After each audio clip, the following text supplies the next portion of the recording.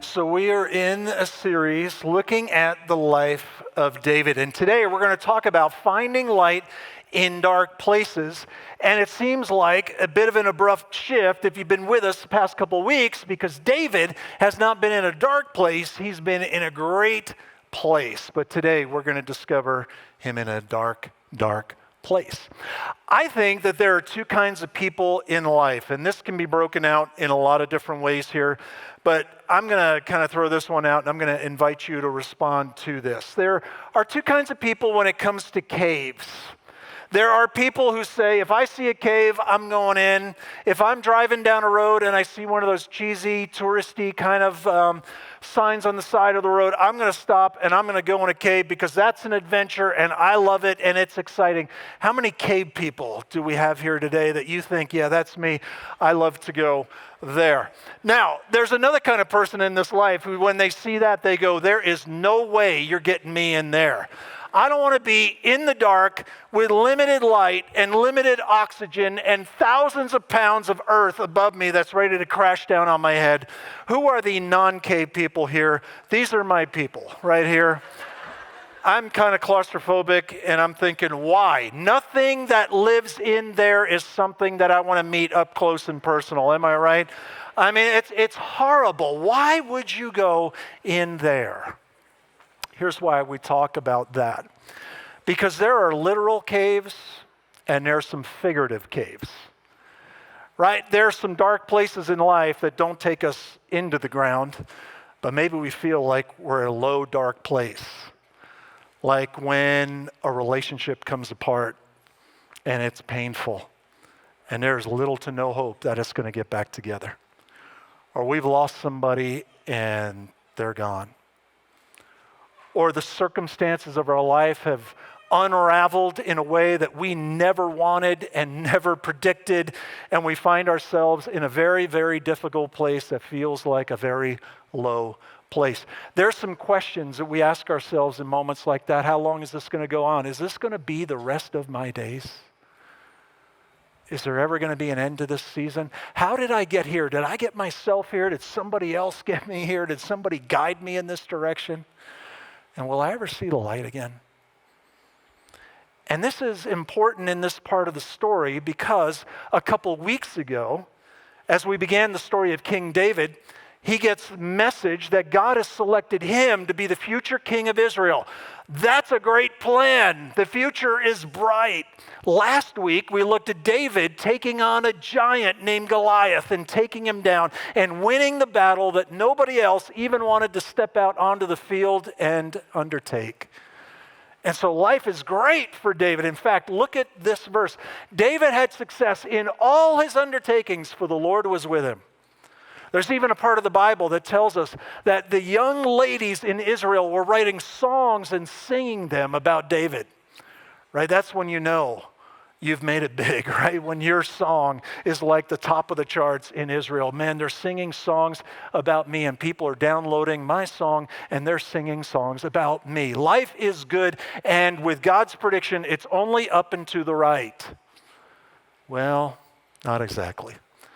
Because here's what else is happening during that time. And when Saul, he's the present king, saw that he, David, had great success, he, Saul, stood in fearful awe of him. Him is David. So Saul is a guy that over time we learn is not emotionally well. And he's got a very dark and paranoid kind of heart.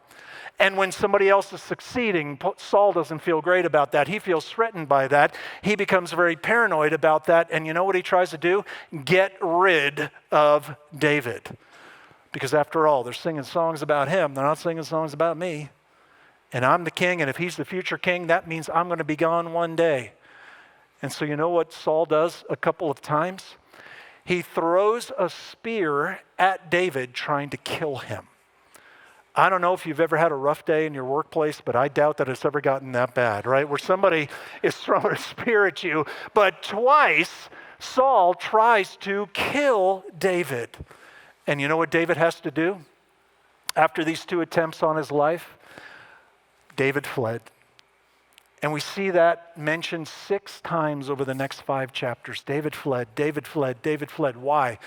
because Saul is trying to take him out. I thought it was supposed to go up and to the right. Why would I be in this season of my life now? And when we think about that, there's a lot of things that David lost in this whole process here. Let me give you a quick list of that. He lost his job. He was the musician for the king. He's kind of like the guy who did the music in front of the king and others, and he was really good at it. And he isn't going to do that anymore because he can't go there anymore. He lost all of his possessions, had to leave that all behind, just leave with the clothes on his back. He loses his wife, who is the daughter of King Saul, and they are reunited later, but their relationship is never the same as it was before. He loses his mentor, a guy named Samuel, who is pouring and speaking into his life, giving him a sense of direction, but their relationship has now been disconnected and broken off. He loses his best friend, who is Saul's son, named Jonathan, and they were close and tight, and there was a mutually beneficial relationship. Well, that is over, and they are never reunited, and he loses his dignity and self-respect. And he has to act even like a crazy person. Now, let me talk about that last one here for a little bit. Right, so David fled and fled and fled. One of the times that he fled is found in this verse. David arose and fled that day from Saul and went to Achish, the king of Gath.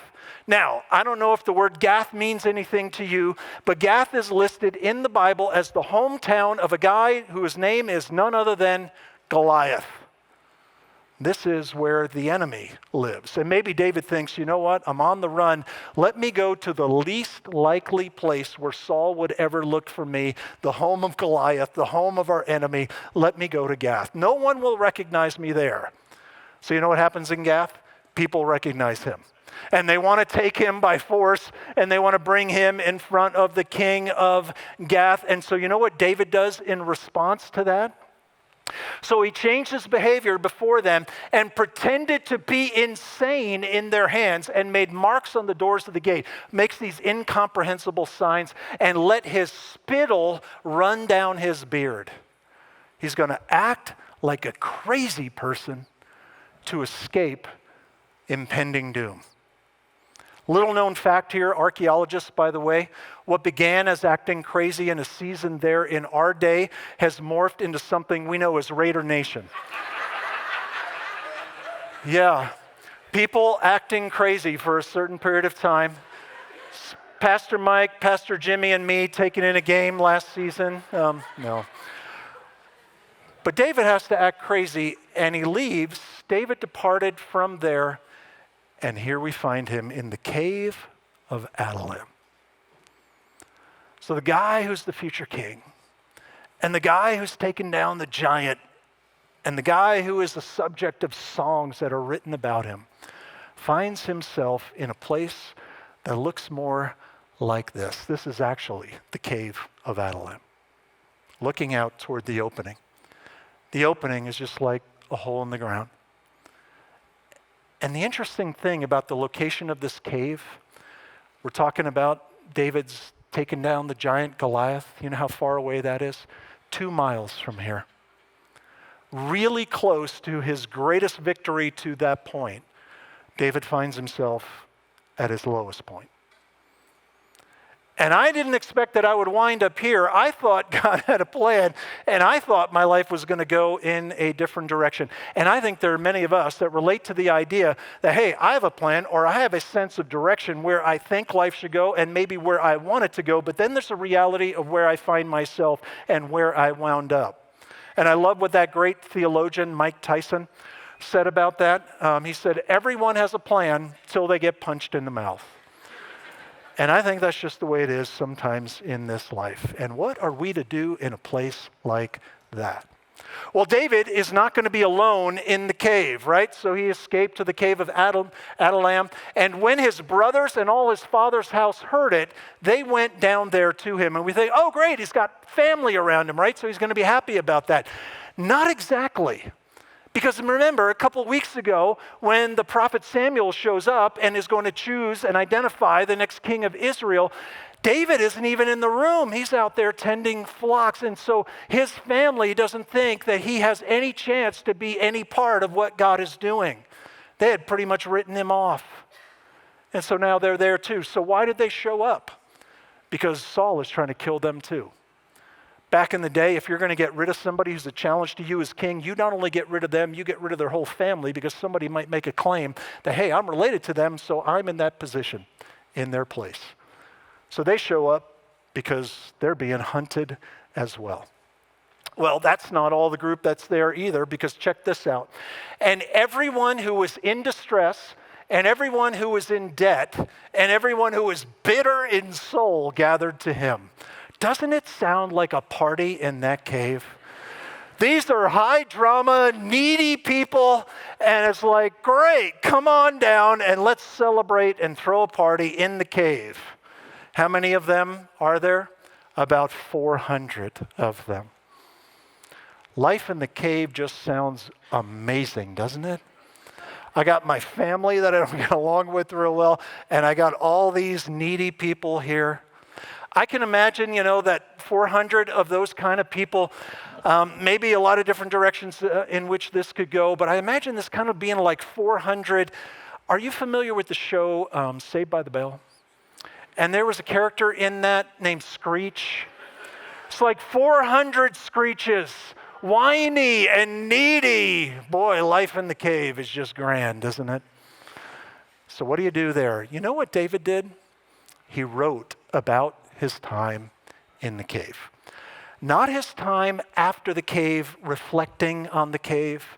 Not in better days, looking back at the hard days. In the cave, he wrote about it. And he helps us to find light in dark places. Check this out. He wrote about it in a couple Psalms. Psalm 142, this one, Psalm 57. A maskil of David when he was in the cave. Not after, in the cave, a prayer. With my voice I cry out to the Lord. With my voice I plead for mercy to the Lord. I pour out my complaint before him. I tell my trouble before him. When my spirit faints within me, you know my way. In the path where I walk, they have hidden a trap for me. Look to the right and see. There is none who takes notice of me. No refuge remains to me. No one cares for my soul. I cry to you, O Lord. I say, you are my refuge, my portion in the land of the living. Attend to my cry, for I am brought very low. Deliver me from my persecutors, for they are too strong for me. Bring me out of prison, that I may give thanks to your name. The righteous will surround me, for you will deal bountifully with me. How do we find light in dark places? I think David has something to teach us about that. Here's the first one. Be honest with God and yourself. Right? David is brutally honest and shares some of the raw emotion that he feels in that cave. And I don't know why there's sometimes this tendency that we have that when we're struggling, we don't feel like we can be honest with God, that we always have to be on our best behavior.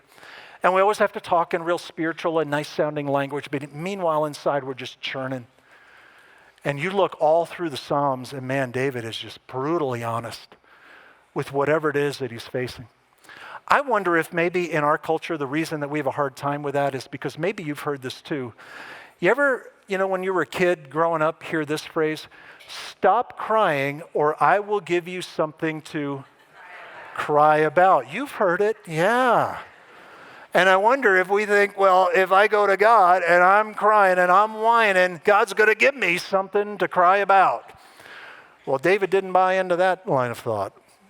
And so he shared some things that were hard. Attend to my cry, for I am brought very low. Very low. Deliver me from my persecutors. I have people out trying to get me, for they are too strong for me. The guy who took down the giant, saying, I don't have what it takes. I'm incapable. They're stronger than I am. And David has this tension between the reality of where he is and also the confidence that he has in God. I don't know if you're familiar with something called the Stockdale paradox. Admiral James Stockdale was a captor, a prisoner during the Vietnam War. And he was kept under just brutal conditions. And he was not alone. There were many who were incarcerated and tortured during that time. And he came through it strong, and he came through it well, and he came through it in a very emotionally healthy kind of way. There are a lot of people who did not. And he was interviewed after that, and he was asked, what is it that you did that brought you through that so well? Why did you survive, and not even survive, but thrive during that time? And here's what he said. You must never confuse faith that you will prevail in the end, right? Confidence and hope, with the discipline to confront the most brutal facts of your current reality, whatever they might be. So there is honesty about the reality of where I am, but also there is a confidence and a hope that goes beyond the current situation. 3,000 years before he said this, I think we could have called it the David paradox. Because David acknowledged, I am very low. I got persecutors. They're stronger than I am. But that's not all he said. But when it comes to being honest with God, sometimes we shrink back from that because we think that somehow we have to play a part, but God already knows the reality about us. Philip Yancey is just one of my favorite authors. Here's what he says in his book on prayer. As the Bible clearly shows, God has a high threshold of tolerance for what is appropriate to say in a prayer. God can handle my unsuppressed rage. I may well find that my vindictive feelings need God's correction, but only by taking those feelings to God will I have the opportunity for correction and healing. In other words, be honest with God and be honest with yourself. And David has this confidence and this hope, but he also is really clear and really raw about what he's experiencing in a given moment. Another way to find light in dark places is to lean into God for who he is, not what he does. And I think this is a really important point for us to understand, because I think sometimes we tie our faith to what is happening in our lives and the circumstances that we're currently going through. And if life is good, God is great and faith is great and all is well. But if it becomes difficult, we think, well, I'm not so sure about God. He isn't doing his part. I feel like I'm doing my part. Or maybe we think somehow I've failed, I've missed it, and it's not working for me. But David doesn't fall into that trap. He leans into God for who he is, trusting that his character and his nature are the same in the good days and also the hard days. Look at what he says.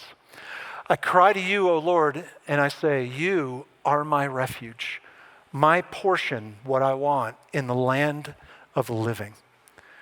All of a sudden, it doesn't seem like the songs that other people are singing about him really matter all that much.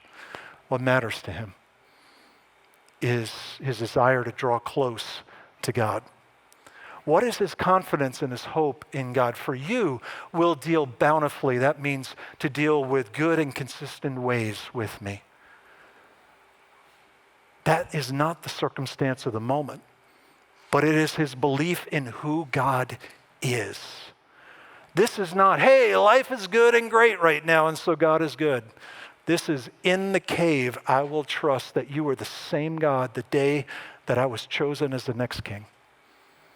You're the same God who was there that day when I won my greatest victory over the giant. And who you are doesn't change because of where I am. Because your love and your mercy and your holiness and all the other attributes that belong to you, they do not ebb and flow through the circumstances of life. They are consistent. I think what all of that means is that the foundation of our faith is not a good life, but a good God. And sometimes we can get that confused. When life gets difficult, it's so easy for us to say, well, you know what? When life is good, I want to engage with God. But when life is hard, I think I want to disengage. I think I want to get a little bit of space. I think I want to get a little bit of distance. Let's just kind of see how this goes and see if it turns around for the better. But David does the opposite. In a cave, not after the cave, in a cave, he draws close to God. Here's what he says in Psalm 57. To the choir master, according to Do Not Destroy, which was a song. So take that same music, put it to this, a miktam of David when he fled from Saul in the cave, not after the cave. Be merciful to me, O God, be merciful to me, for in you my soul takes, here's that word again, refuge. No less than 40 times in the Psalms as David used the word refuge, this safe haven, that he finds with God. In the shadow of your wings, I will take refuge till the storms of destruction pass by. So what is he doing in a difficult time? Is he disengaging and moving away from God, or is he moving closer and leaning in? And this whole idea, in the shadow of your wings, I take refuge, it's a visual picture. You know what I think it looks like? One example of it is right there. Of these little chicks, so vulnerable, right? And what do they do in a moment of anxiety and uncertainty? They run for refuge. And David says, that's what I do when I find myself in a low place. And I'd be lying if I said there was never a time in my life where things got hard, where I did a little bit of the disconnection. You know what I'm saying? David points us in the direction of finding refuge and shelter under the wings of God. Engage, draw close, continue to journey together with him. And here's some of his confidence. He says, I cry out to God Most High, to God who fulfills his purpose for me. Does David in the cave, in a dark and low place, think that God still has a direction for his life? Absolutely he does. What's interesting about this, right, the battle against Goliath, his great victory before this, probably took about 1 hour on one day. Do you know how long the season of David's life lasts, where he fled and he fled and he fled and he fled? And some commentators, a little bit of a disagreement about the time frame here, but the best estimate is 7 years. 7 years. But God who fulfills his purpose in me. And here's also what he says, Psalm 57, for your steadfast love is great to the heavens, your faithfulness to the clouds. The word for faithfulness is my favorite Hebrew word ever. I'm going to say it for you. And then maybe later today, you can try it for yourself. It's the word chesed. And if you don't spit on somebody around you, you haven't said it right. And it can be translated a lot of ways. Loving kindness, your faithfulness, your love, your unconditional love. But in the cave, this is what David says, as he takes refuge under the wings of God. Rather than disengaging, David leans in and gets engaged with the God who is the same, no matter what season of life I find myself. One more way to find light in dark places: follow God by serving others. And I think there's another tendency that when life gets hard and the times get difficult, we shrink the circle down and it becomes about me, myself, and I. And I'm going through something hard and the focus gets turned inward to myself. I've heard somebody describe this as ingrown eyeballs, where all I'm seeing is myself. And I think that's just the way that it is a lot of times. But that's not what David does. Check this out. And everyone who was in distress, and everybody who was in debt, and everyone who was bitter and so, all the high drama people gathered around him, and he became commander over them. Why is he caring about anybody else right now? Hey, I'm the one with a target on my back. You guys are here because you got some needs. You're needy people. But I got to watch out for me, myself and I. But instead, he became commander over them. Do you know what they become in time? They become something that is referred to a number of times in the Old Testament as the mighty men of Israel. They become this elite squad that joins David in some of his better days that are yet to come. All because he enlarged the circle and didn't just make it about himself. And there's about 400 of those men. And then the writer gives us a story of one of those 400. And I think there really wasn't time to give every story because they were probably all pretty impressive stories, but he tells us one. And here's how it goes. There was a time when David fled and he went to a town called Nob, N-O-B. And he goes to the temple there and there are some priests there and he asks for help. And sure enough, the priests help him. They give food and supplies. Well, on the hillside, there is a shepherd loyal to King Saul who's watching all of this unfold. He gets word to King Saul and says, hey, the priests at Nob have helped David, given him some supplies and some food. And then Saul just gets angry and loses it. And tells his closest bodyguards, you go down to Nob and you wipe out all the priests, all 85 of them. And his bodyguards, are kind of recognizing this guy's coming unhinged. And they say, we're not going to do it. So the shepherd on the hillside, his name is Doeg. Just sounds like a bad guy, right? Doeg. Doeg sends word to King Saul, says, I'll do it. Saul says, go ahead. And sure enough, Doeg kills all 85 priests in the town of Nob because they helped David. And then Saul, still enraged by all of this, says, don't stop there. Wipe out the whole town. And Doeg says, all right, I will. And he does. One person escapes, the grandson of the high priest. And his name is Abiathar. And Abiathar flees. And guess where he winds up? In the Cave of Adullam with David and those 400 people. And look at this one exchange. David said to Abiathar, I knew that on that day when Doeg the Edomite was there, that he would surely tell Saul, I have occasioned the death of all the persons of your father's house. Stay with me. Do not be afraid. For he who seeks my life seeks your life. With me, you shall be in safe keeping. And the guy who maybe could have said, hey, you know what? He's after you. Yeah, he's after me too. And it's every man, woman, and child for themselves. Good luck. Instead, he says, you're safe here. Stay with me. The circle is not so small that it just includes David. He serves others. And in the process, not only does it help in that moment, it helps with what is in the future. But it's so easy for us to jump to the end of the story. But right now, David doesn't know where any of this is going. He just knows the opportunity he has in front of him. So what is he? He is honest with God and himself. And he trusts God for who he is. Not using his circumstances like a thermometer to check out, God, how are you doing? Oh, life isn't so good. God, I'm not so sure about you.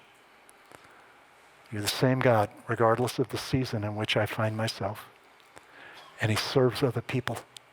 He didn't even ask for them to show up. They just did. And he enlarges the circle beyond himself. Here's what we said before.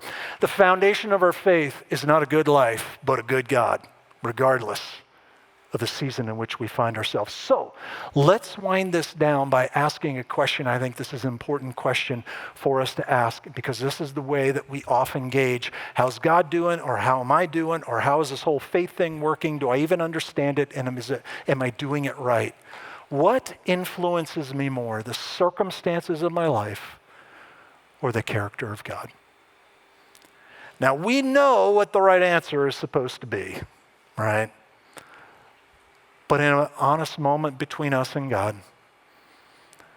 what is one way that we can lean into more of the character and nature of God? Is it maybe for the first time ever to just be honest with God? Is it maybe to spend some time with the Bible because that's where I understand what the character of God is really like? Is it getting connected to others to hear some of the stories of people who have come through some things? Because that's where I can understand the character of God. Is it maybe to enlarge the circle? I've shrunk it down. And I can really easily make it about my story and about how hard it is. But I need to be involved with serving others in one way or another. What influences your faith, my faith, more? We all know what it's supposed to be. But I think if we're truly honest, there are times and there are ways in which that can be a struggle. That can be a tension. But the foundation for our faith is not a good life. It's a good God. Would you bow your heads together with me as I pray?